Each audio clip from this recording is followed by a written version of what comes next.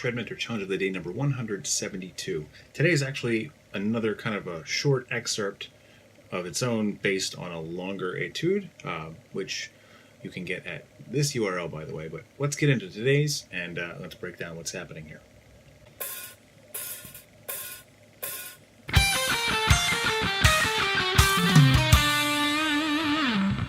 Okay, so really straightforward. It's only one measure long, actually, of 16th notes. We're at 81 beats per minute. Sorry, I can't see apparently.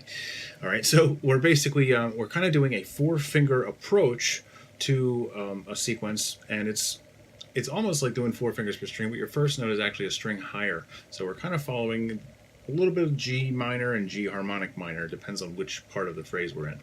All right, so here's the basic idea. You're starting with your pinky at the root note on your first string, and the other 3 fingers kind of play 4, 3, 2 of the scale and of that note. So that's what we're going to kind of move around, well, 3 times. Okay, so in this case it's 1, 4, 3, 2.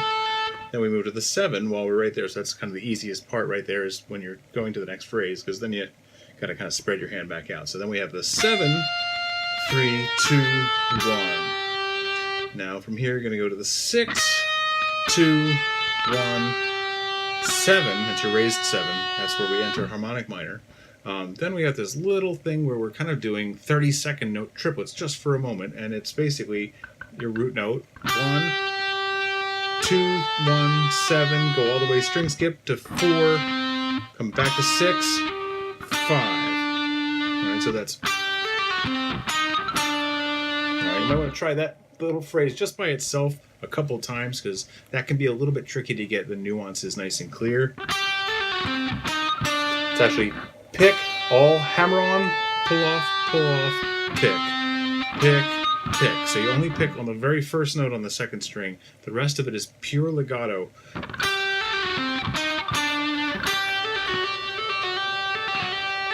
So just practice just like that. Just kind of keep doing it just to force your fingers to kind of have the rhythmic integrity to handle that all on their own.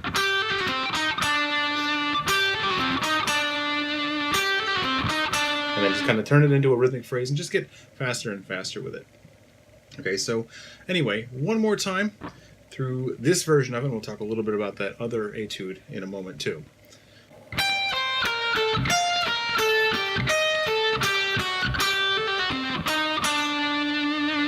Okay, as I said, this is sort of built on an excerpt of a longer, well, somewhat longer etude that involves a whole lot more, but this is a particular skill that's involved in that etude.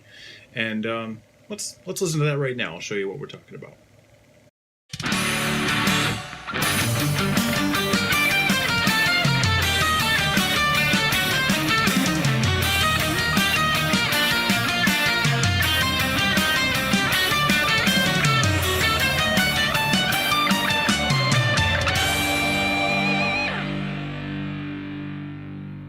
Okay, so that right there is the full etude that I actually, once again, I wrote something way too involved for one of these challenges of the day, and kind of still liked it, so I decided to turn it into one of the lesson packs like I did pretty recently with the pedal point one.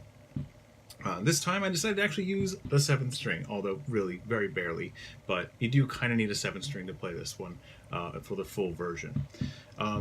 But anyway, all of that stuff you noticed was still in there, although the accenting is a little bit different, because in that case we're kind of doing the low note is actually kind of the accent, and the high note that we're starting on in this challenge of the day is actually the second beat of each phrase, and it's only just a little part of it too. So as you see, we've kind of taken this idea and really ran with it, but I factored that into it. It's a thing I like to do a lot, and if you just really get in the habit of using all 4 fingers for playing through bits and pieces of your scale, it can really open up some really pretty melodic ideas. But obviously there's a lot more involved in the longer etude, so go ahead and check out that URL.